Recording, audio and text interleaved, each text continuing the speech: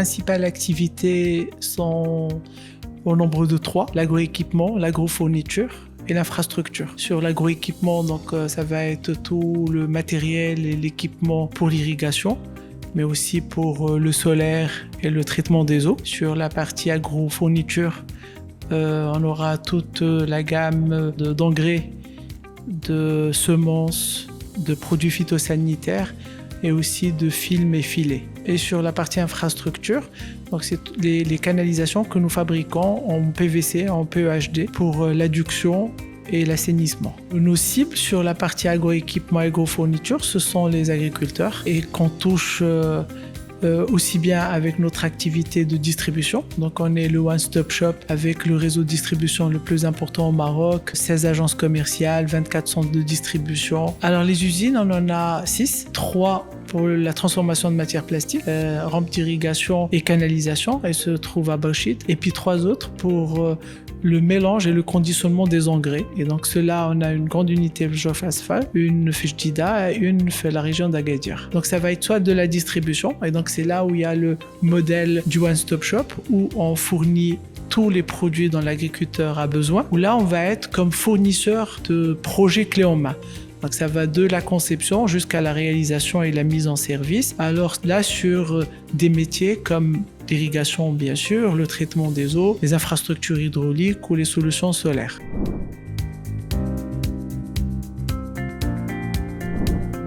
Un objectif de croissance. Il est très important pour nous de continuer d'augmenter notre taux d'intégration industrielle. L'introduction en bourse nous donnera les moyens de faire des opérations de croissance externe importantes. On en a fait 4 durant les 5 dernières années, notamment une importante en 2021 en nous rapprochant du comptoir agricole du Souss. Et à l'époque, en 2021, cette opération nous avait permis de doubler de taille. L'introduction en bourse permettra une augmentation de capital de 300 millions de dirhams, plus 800 millions de dirhams de cession. Et en plus des 300 millions de dirhams d'augmentation de capital, avec nos fonds propres aujourd'hui et les fonds propres après l'introduction en bourse, on aura une enveloppe quasiment d'1 milliard de dirhams pour nos investissements futurs. On a aussi des métiers nouveaux entre guillemets qui offrent un potentiel de croissance très important. Je pense au traitement des eaux, au dessalement, à la déminéralisation des eaux, aux solutions solaires également. Donc ça, c'est des choses qu'on a lancées durant les dernières années avec un potentiel de croissance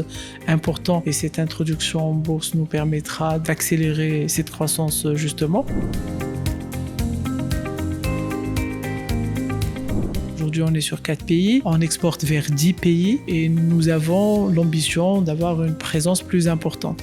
D'abord, bien sûr, là où on est présent, c'est d'installer un peu le business model de façon complète. C'est pas le cas partout. Par exemple, au Ghana, on a commencé par être plus dans l'agrofourniture que l'agroéquipement. En Côte d'Ivoire, c'est un peu le contraire. Et du coup, l'idée est d'installer le one-stop shop et être fort aussi dans les projets d'irrigation et d'infrastructures agricoles. Et là, on est plutôt dans l'Afrique de l'Ouest. Donc, un des objectifs est d'avoir une présence un peu plus importante, notamment dans l'Afrique de l'Est, où on a des pays avec un niveau de maturité dans le secteur agricole plus important. Je pense au Kenya, la Tanzanie, en tout cas toute la partie Afrique de l'Est.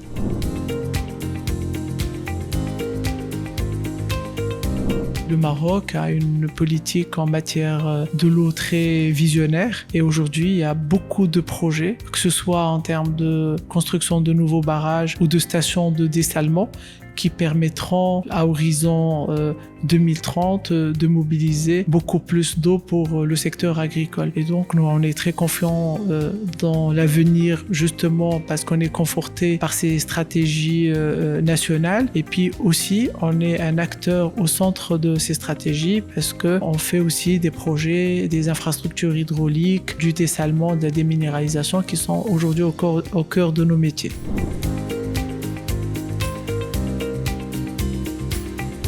Aujourd'hui, on peut produire entre 2 et 10 fois plus de production avec 1 litre d'eau grâce à l'irrigation localisée qui s'est beaucoup développée ces dernières années, qui aujourd'hui est accompagnée aussi d'outils technologiques qui permettent un meilleur pilotage grâce à des capteurs ou à la technologie de l'imagerie satellite. Notre groupe a développé d'ailleurs une solution avec l'UM6P Polytechnique Ben Grir, donc une solution digitale basée sur justement l'imagerie satellite. C'est une affaire d'intelligence artificielle et de big data. En analysant la photo du sol et de la plante elle-même, on va pouvoir déclencher une irrigation et décider de la bonne dose de l'irrigation. Aujourd'hui, on ne peut pas dire que la technologie soit à 100% au point, mais on a fait des avancées qui sont énormes et dans les prochaines années, ça va être le game changer par rapport à l'agriculture et la sécurité alimentaire dans le monde. Aujourd'hui, le Maroc subventionne les équipements pour l'irrigation d'appoint, pour les cultures de céréales. Ça permettra, en mobilisant très peu d'eau, parce que ça va être entre 1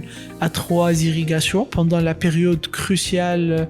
Très souvent, c'est au printemps où il manque une précipitation ou deux pour avoir une bonne récolte et de bons rendements. Et donc ça, c'est sur 500 000 à 1 million d'hectares horizon 2030. Et ça permettra d'améliorer nos récoltes en matière de céréales et de ne plus être impacté de façon aussi brutale par le dérèglement climatique et un peu le retard que peuvent avoir les précipitations.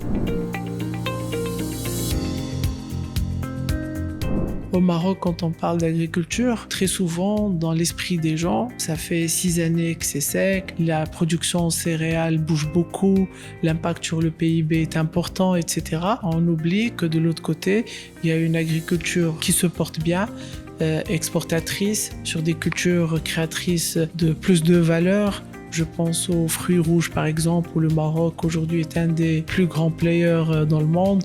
Je pense à la culture de l'avocat, je pense aux tomates cerises notamment, où le Maroc a acquis une très grande expertise. L'avenir de l'agriculture marocaine, c'est aussi ça.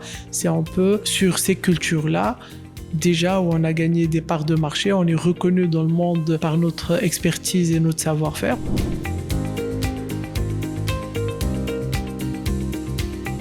L'avocatier, c'est un savoir-faire, c'est une conduite agronomique très sophistiquée qui n'est pas permise à tout le monde. Au fait, le Maroc, quand on sait produire de l'avocat, c'est qu'on a ce savoir-faire. Maintenant, peut-être faire des avocats en prélevant des eaux souterraines dans des régions où on a des nappes déficitaires, oui, je suis d'accord, ça n'a pas de sens. Par contre, le faire en zone côtière avec de l'eau dessalée, je pense que ça a beaucoup de sens. Et du coup, il faut juste relativiser.